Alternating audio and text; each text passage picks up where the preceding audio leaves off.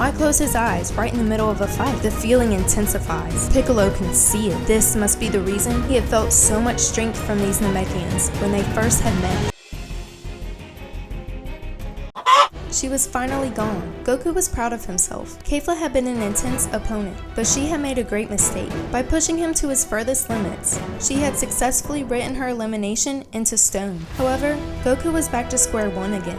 His energy was completely drained, and to his disadvantage, every single fighter left in this tournament had been watching him all along. Time had almost stood still as he fought against Jiren, and the same had happened one more time. The moment Kale and Caulifla had fused to become the dangerous Kef through both of his fights using Ultra Instinct. The other universes were well aware of the danger that he would cause them. The time had come to ignore all morals. It was important to eliminate him now, but Goku's teammates knew exactly what would be on the minds of the other fighters from the other universes, and they were quick to come to his defense. Suddenly, Piccolo and Gohan were stopped in their tracks. The two Namekians from Universe 6 weren't done with this fight yet, and with no way to avoid them, Gohan and Piccolo were forced to stay behind. They would have to trust that the other remaining Universe 7 fighters would come to Goku's rescue. Gohan worried about his father. Was there anyone close by to help? Maybe it would be Vegeta. However, Vegeta had already started his own battle in an attempt to access Ultra Instinct for himself. He let his body become limp as he allowed his new opponent to continuously land each of his attacks. But this style of fighting seemed off. Vegeta ultimately decided that he would much rather be blocking and putting up a counterattack to someone's fist than to be dodging it, so he quickly gave up and returned to relying on a rain of attacks to his opponent. Not too far away, Androids 17 and 18 were temporarily hiding out, but when they saw some Universe 2 fighters leaping into action, they knew Goku was in trouble. Seeing his new powers built their trust in Goku even more than usual. They must protect their strongest member. Unfortunately though, Android 18 couldn't even force herself to stand back up again. Her ankle had been injured in one of her previous fights, and with those two women they had just seen jumping closer to Goku, plus the feeling that no others were on their way to help, the twins knew they needed to move quickly. But thankfully, Android 17 had experience with injuries like these, and he was able to get 18 back into fighting condition. The androids arrived just on time. Not only had the two women they had seen earlier shown up to battle a weakened Goku, but they had also met up with the other three warriors remaining from Universe 2. They could overhear Beerus screaming out the exact thought that was running through their head. 5 fighters up against a warrior with absolutely no stamina left in him? This was completely unfair. However, there was an important fact to remember. Every universe that was a part of the Tournament of Power was here for the same exact reason, to protect their home. It was unfortunate, but the so-called right thing to do was no longer seen in the same light. The android pair prepared themselves for battle. To avenge her teammate, Rosie targeted number 17. This left Ribrianne with number 18. But before they leapt into the fight, Ribrianne instructed her other teammates to watch over Goku. She wanted the pleasure of defeating him herself.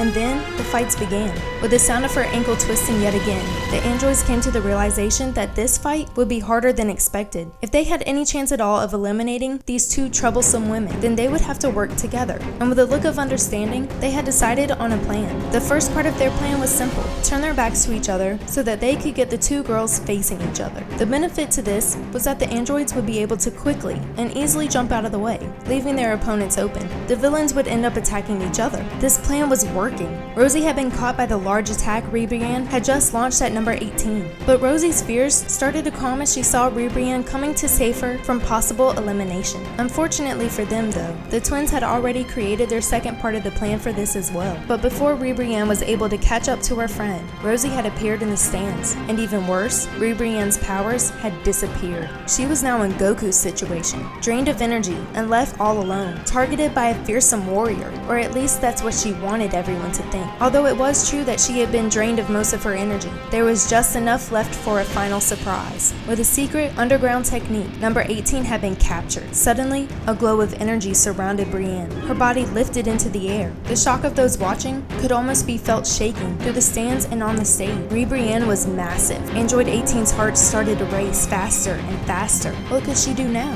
Her brother had disappeared. Her ankle had been hurt even worse than before, and her body had been engulfed by a barrier. Even if she could manage to break that barrier, her leg would still be wrapped with Ribrianne's attack. Number 18 hung her head, closed her eyes, and accepted her defeat. And ultimately, her elimination. She apologized to Krillin, and she remembered their life together with their daughter. But the sound of his voice calling her name was becoming more and more realistic sounding. She opened her eyes. This sound was no dream. She was still here on the tournament stage. What number 18 was hearing was the real thing.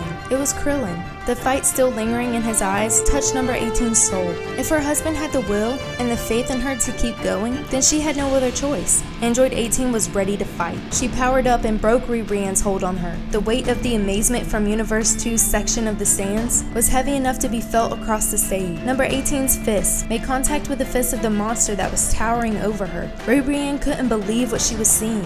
How could a woman who was misusing love by being married to a Baldy be defeating the enormous amount of love energy that she had absorbed from her beautiful teammates? But what happened next shocked Ribrianne even more. Her fist had shattered into pieces, like fragile pieces of glass. She must defend herself from the woman running up her arm, but her attack was blocked. Number 17 had arrived just in time to protect his twin sister. Their teamwork had paid off. The hole in Ribrianne's head forced her new transformation to disappear, leaving behind a sad and weakened, eliminated fighter. Her chance to defeat Goku and to protect her universe further had come to an end, but her eyes had been opened to a brand new type of love. How beautiful and strong it was. But as the androids celebrate their victory, Goku is still left behind, barely able to stand. He's already made the decision to defend himself once again. No amount of weakness is going to keep him down. The three fighters before him have been waiting patiently. Following Ribrianne's orders was no fun, but she wanted Goku's defeat all to herself. But now, that safety net has disappeared, along with Ribrianne's giant form. The three warriors are instructed to forget about beauty. Goku's elimination is all that matters now. But what is this? Goku's three opponents do something that is completely different from anything he was expecting of them to do. Goku looks around him. The three fighters left to defend Universe 2 have created a triangle around him. What can they be planning to do? A pink aura suddenly appears around all three of them. The Universe team members sitting in the stands are offering their love, and shockingly, the surroundings around Goku start to disappear. He has been captured in some kind of void, a new dimension. This is Universe 2's black hole. They start throwing their fists towards the wobbly fighter. Goku manages to at least be able to defend himself. However, the wear on his body is great. Goku doesn't even know himself how he's able to keep moving. It starts to remind him of his fight with Kale and Caulifla. The stronger those two girls had gotten, the more the excitement of the fight turned into energy that he was able to use to regain his strength back. And just like then, Goku finds himself starting to keep up with their movements easier with every block. The fear he had and the hopes of someone to come give him a hand feel like they're disappearing. But suddenly they stop. Again, Goku looks around him. The sky of the world of void starts to reappear. Something strange is going on here. Goku realizes that his enemies hadn't stopped on their own free will. Is something controlling them? He looks for the source of this strange occurrence as the three fighters struggle to even move, and then he spots it. Frieza is standing there laughing. This triggers an unpleasant memory in Goku's mind. Frieza had done the same thing to Krillin many years ago, and from what Goku had seen of Frieza before Universe 7 had arrived to the Tournament of Power, Frieza is up to no good. Goku knows for sure that Frieza isn't doing this to help a teammate out. He's doing it just to have some fun. However, Frieza sees it in a different light than Goku does. After watching the abilities that Ultra Instinct had given to his long-standing rival, Frieza had a wonderful idea. Why not have Goku work for him? But having a weak, out-of-energy Goku is no good for working. Frieza supposes he will just have to help Goku out a little bit, but this kind offer quickly turns to annoyance and just plain anger. Frieza holding the remaining Universe 2 fighters still gives Goku the perfect opportunity. And with him not realizing Frieza's true intentions, Goku somehow manages to build up enough energy to actually attack these three. Universe 2's last hope is suddenly lost. Another universe is erased. But Goku isn't the only one facing big problems. Still held back from assisting him, Gohan and Piccolo have restarted their fight with the Universe 6 Namekians. They have been forced to stand back to back. The two Universe 7 fighters prepare themselves for a tough battle. They both know these are the last two remaining fighters from Universe 6. And with that type of pressure weighing on their shoulders, Gohan and Piccolo know perfectly well that these Namekians are about to give it everything they have. That's when Piccolo notices the Namekian standing across from him doing something strange. He is focusing on something that seems important. Why close his eyes right in the middle of a fight? The feeling intensifies. Piccolo can see it. This must be the reason he had felt so much strength from these Namekians when they first had met. This Namekian is more similar to his own self than he had previously realized, but at the same exact time, he is also very different. The Namekian standing in front of Piccolo is focusing on his inner being, and that inner himself seems to be very crowded. He is not alone. He is fused with multiple other Namekians. The hidden strength now seems obvious. Piccolo starts to sweat. Had the other Universe 6 fighter also fused with multiple others too? This fight might be harder than either he or Gohan have been expecting it to be. This requires a sneaky attack that their opponents won't see coming.